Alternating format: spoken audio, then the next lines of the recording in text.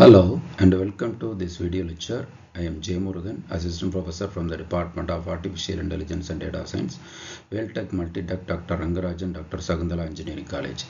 The topic for today's lecture is Semantic Web Technologies and Sparkle Query Language. And this lecture is part of the subject Knowledge Engineering. Let's begin by discussing the semantic web.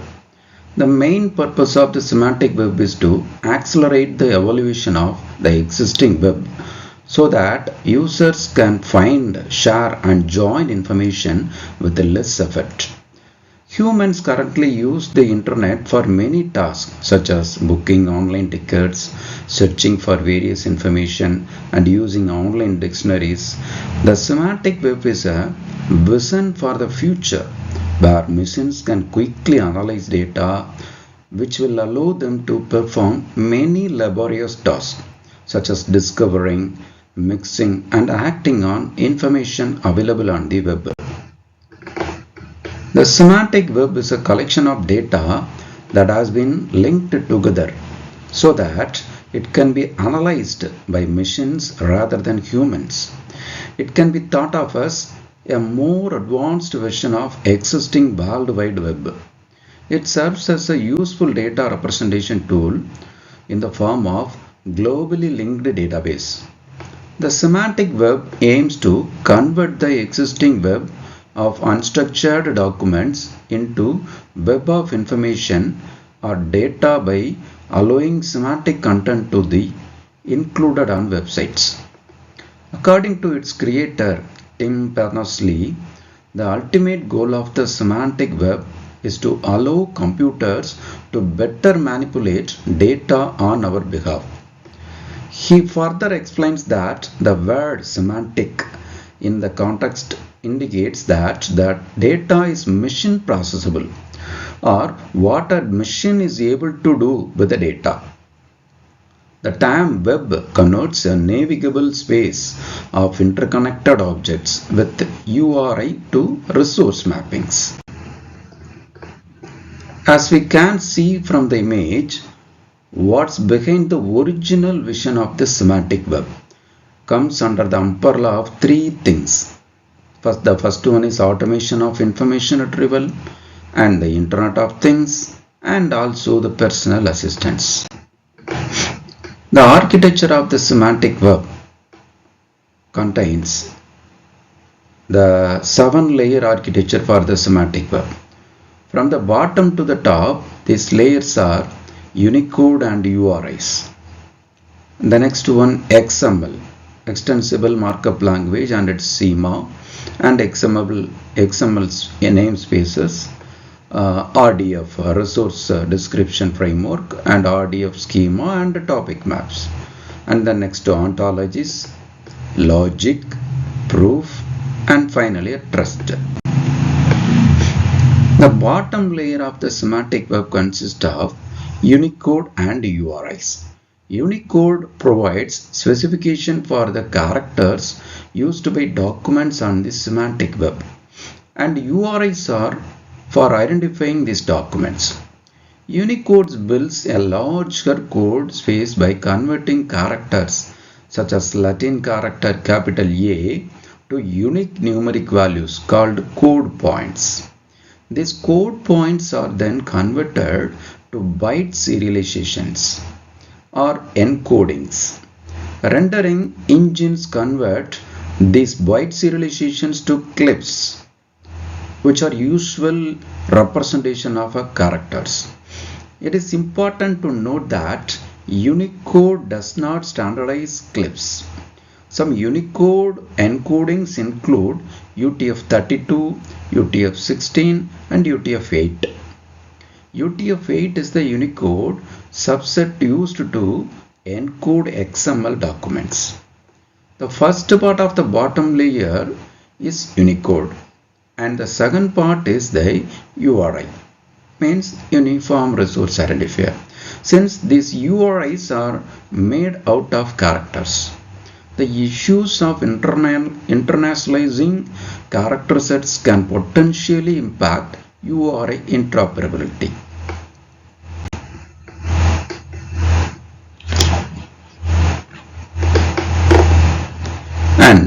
The XML specifications include XML topic maps, which addresses issues that bubble up from the Unicode and URI layers to middle layers of the semantic web architecture.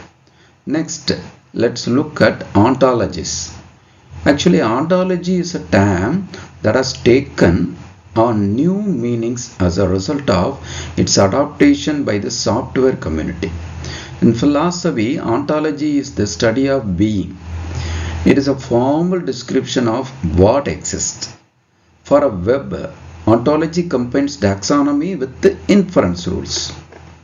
And the next, the resource description framework, or simply we can say there is a RDF, is a standard for encoding metadata and other structured data in the semantic web. RDF provides small bits of data in a way that allows meaning to be inferred.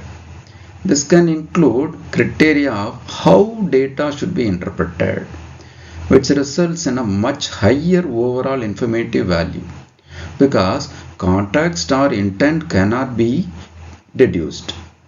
RDF is generally used to supply data on the internet with information or metadata.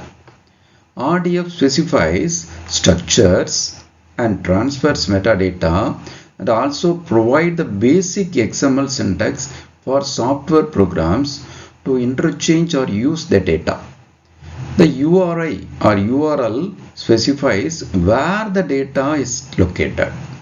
RDF often gives fundamental information and attributes about an internet-based object, such as author's identity, web page keywords, object creation or editing data, and a sitemap among other things. Now let's talk about semantic search. Semantic search is a data searching strategy where a search query aims to determine the intent and context of the words a person is searching for, not just the words themselves.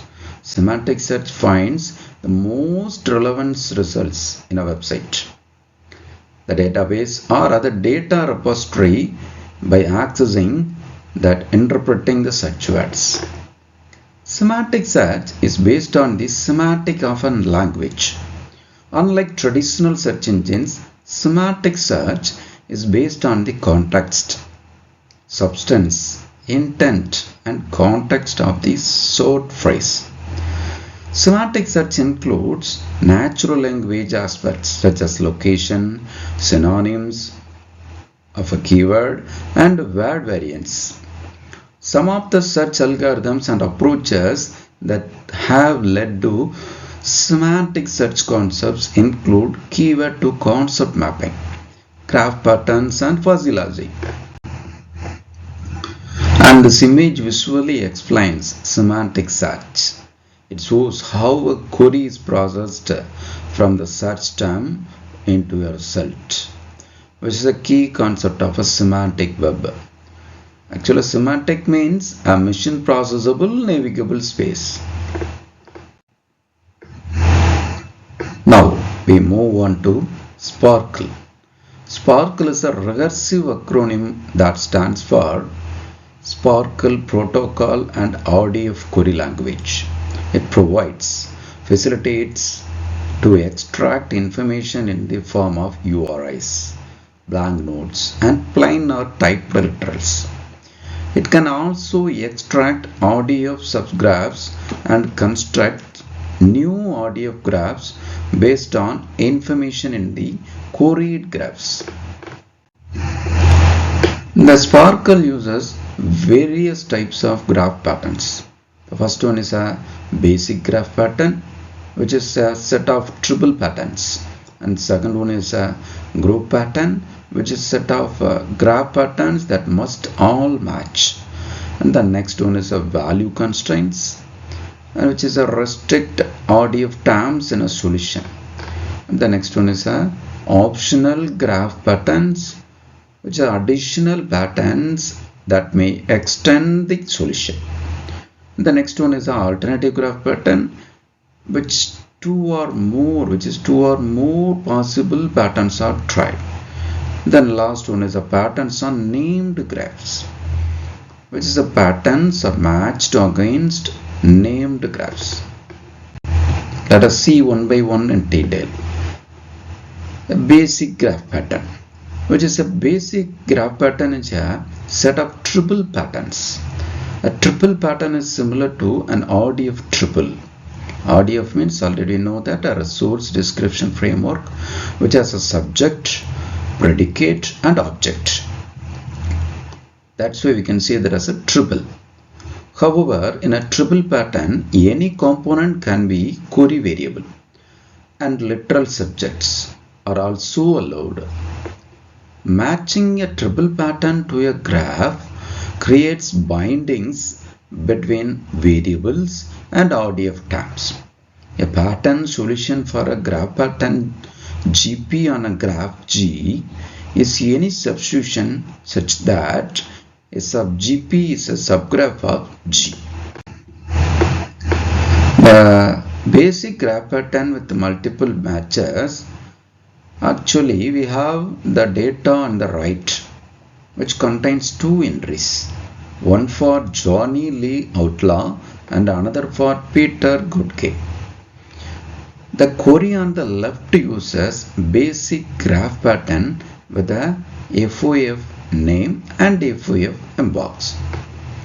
Properties to find the name and mailbox of individuals. The query result shows both Johnny Lee Outlaw and Peter Goodke with their respective mailbox.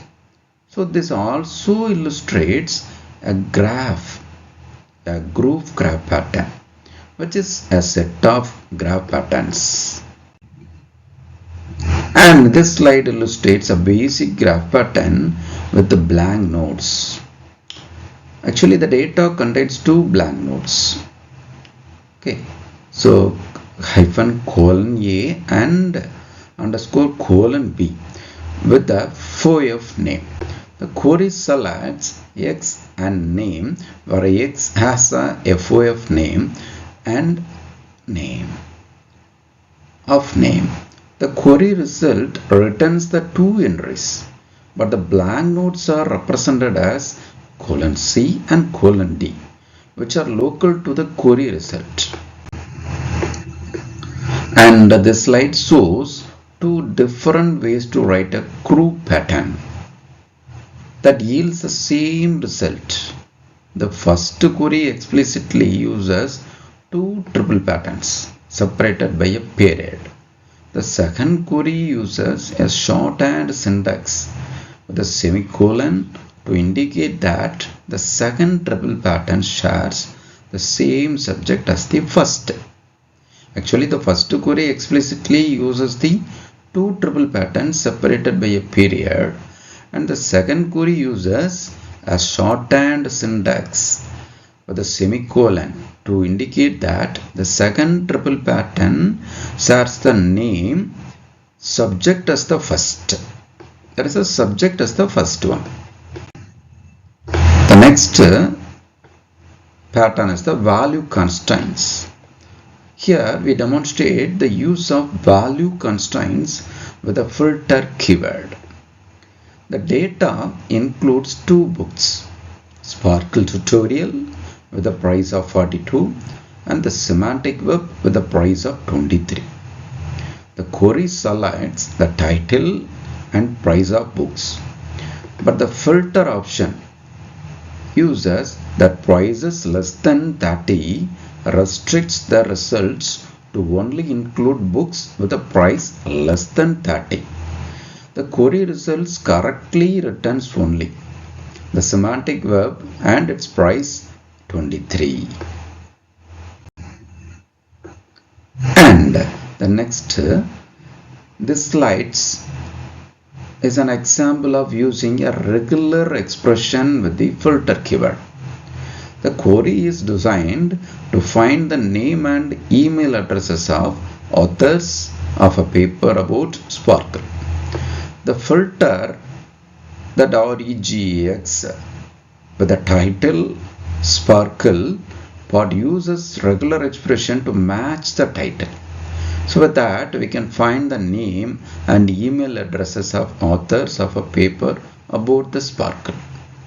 So based on the regular expressions, we can filter the keywords what we want to extract from the corresponding DB. The next one is about the optional graph patterns. The slide shows the use of optional graph patterns. The data include two books, Sparkle tutorial with a price and the semantic web with a price. The query has where class to find the title and then an optional block to find the price, but only if the price is less than 30. The result shows both the titles. For the semantic web, the price is included because it meets the filter condition. For Sparkle tutorial, the price is not included because it does not meet the condition, but the title is still returned because the price part was optional. Okay, because the query has a where clause to find the title and then the optional block to find the price. So the price is an optional one. So, but only if the price is less than 30. So the result shows both the titles. The semantic verb, the price is included because it meets the filter condition. Okay, because we have the title as a filter. For Sparkle tutorial, the price is not included because it does not meet the condition. So, but the title is still returned because the price part was optional. And the next one are multiple optional blocks. So this slide demonstrates using multiple optional blocks in a single query. So actually in this example, the data has two individuals, Alice and Bob. Alice has a home page but no mailbox, and Bob has a mailbox but no home page. The query looks for the name, mailbox and home page. The mailbox and home page are in separate. But the query looks for the name, mailbox and home page. But the mailbox and home page are in separate optional blocks. The query results correctly returns all available information. For Alice, the home page is shown, and for Bob, the mailbox is shown, with the empty fields left blank for each. Okay, so based on the content which is available in the database, so it extracts the information based on the multiple optional blocks. So we can use the multiple options as any parameters. Okay, so the data has both the individuals, two individuals, Alice and Bob. Okay, but Alice has a home page but no mailbox, and Bob has a mailbox but no home page. The query looks for the name, mailbox and home page. The mailbox and home page are in separate optional blocks. So we can mention as a separate optional block. So with that only the query results as a Alice the home page is shown for, and Bob the mailbox is shown. Okay, and other fields, other empty fields left blank for each. And the next, the slides illustrates alternative graph patterns. Alternative graph pattern using the union keyword. Okay, the data contains titles for different books using either the DC10 title or DC11 title properly. The query uses union to search for titles under both the DC10 title and DC11 title. The result combines all the titles found, regardless of which property they were associated with. Actually, the data contains titles for different books. Okay, so the query uses union to search for the titles under both the DC10 title and DC11 title. So the result combines all the titles because we are using that union property. So with that, regardless of which property they were associated with, the result combines both. The result combine all the titles we found. And the next one, the RDF data set. RDF means already we know that resource description framework. So RDF data stores can hold multiple RDF graphs. This allows for recording information about each graph and running queries that involve information from more than one graph. In Sparkle terminology, an RDF data set consists of background graph which does not have the name and 0 or more named graphs which are identified by a URI reference. There are two main relationships between named and background graphs. The first one is the background graph can contain provenance information about the named graphs.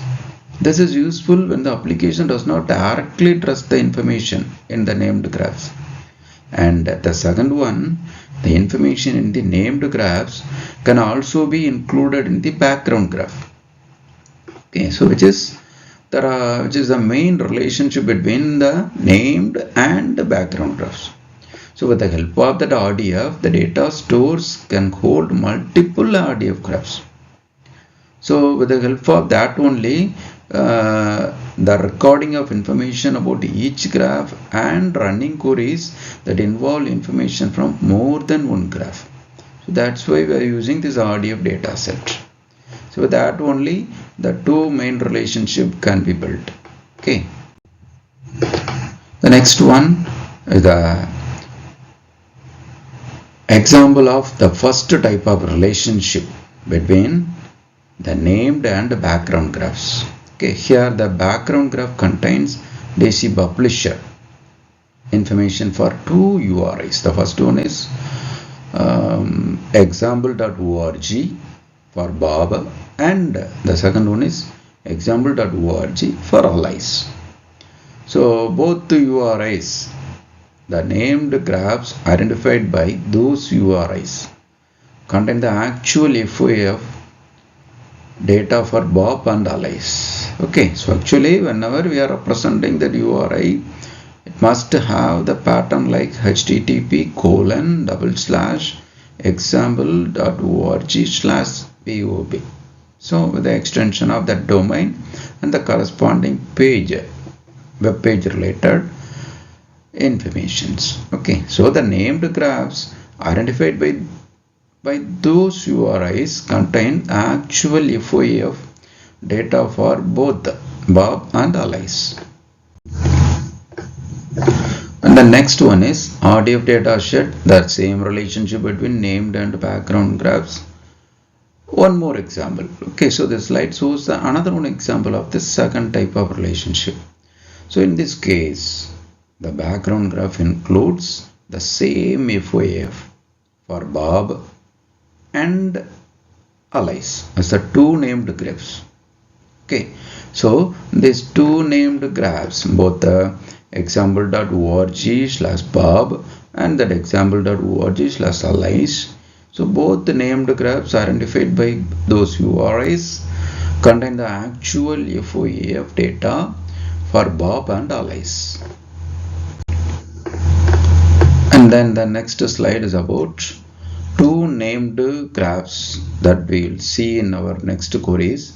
The first graph which is about the querying the data set. Okay, so the first graph is http:/example.org/FOAF Alice FOAF, and the second one is http:/example.org/FOAF/BOB FOAF. So both the data for each group is shown below the graph title. So under that particular graph title, the data set for each query. Okay, so based on that graph only, that query will be accomplished with the help of the data set whatever presented in that database. And then the next one is about that querying the data set with the help of accessing the graph labels. So we will demonstrate how to access graph labels with the Spark. The graph SRC. So with the help of the source SRC, the source property keyword, let us bind a variable source to the URI of the graph being queried. The query then finds any individuals with the Bob's mailbox and an age within the graph in the data set. The result shows that both the Alice FOAF and Bob FOAF graphs contain this information, but with the different ages. So that's why we can say the source keyword bind the variable to the URI of the graphs being queried. So it binds both the things. Okay, so with that only the different ages can be shown for the different graph in the data set. And then the next one is about how to restrict a query to a specific named graph. Okay, so instead of using a variable, we specify the exact URI of the graph we want to query. So with the help of the graph data Bob FOAF, the query looks for the age of the individual with Bob's mailbox, but only within a Bob FOAF graph. So this result is a single age 35. So because we are querying that particular data with the graph data Bob FOAF. So with that query, we are getting the graph from the query set data set the Bob FOAF. So that's why we are getting that result in a single age with the 35. The next one, finally, this slide shows how a query can be restricted via a query pattern across multiple graphs. The query first operates on data Alice FOAF graph, finding a person Alice who knows someone whom. So within a mailbox and also a link to a personal profile document PPD. The query then uses the PPD as the graph label to query for the age of that person within their own personal profile document graph. So the query results returns the mailbox, age and profile document of the person Alice knows. So found by navigating between the two separate named graphs. Okay, so whenever we are querying the data set with the restriction of that query pattern, we can use this personal profile document. So with the personal profile document, the query uses the graph label to query for the age of that person within their own personal profile document. So with the PPD, the property PPD only, the query result returns the mailbox, age and the profile document of the person Alice knows. So about that property PPD, everything behind the data set can be taken and can be found by navigating between the two separate named graphs. And finally, that's all about this presentation, and this concludes our video lecture on semantic web technologies and Sparkle query language, which explains everything about the basic semantic web technologies and the Sparkle query language. So the basic information behind the semantic web technologies, we can identify the layers, different layers associated with the semantic web, and also how to query the Sparkle with the help of the Sparkle query language, how to query the data set behind that particular semantic web, And finally, we can apply so many properties to extract the information with the same Sparkle query language. Thank you.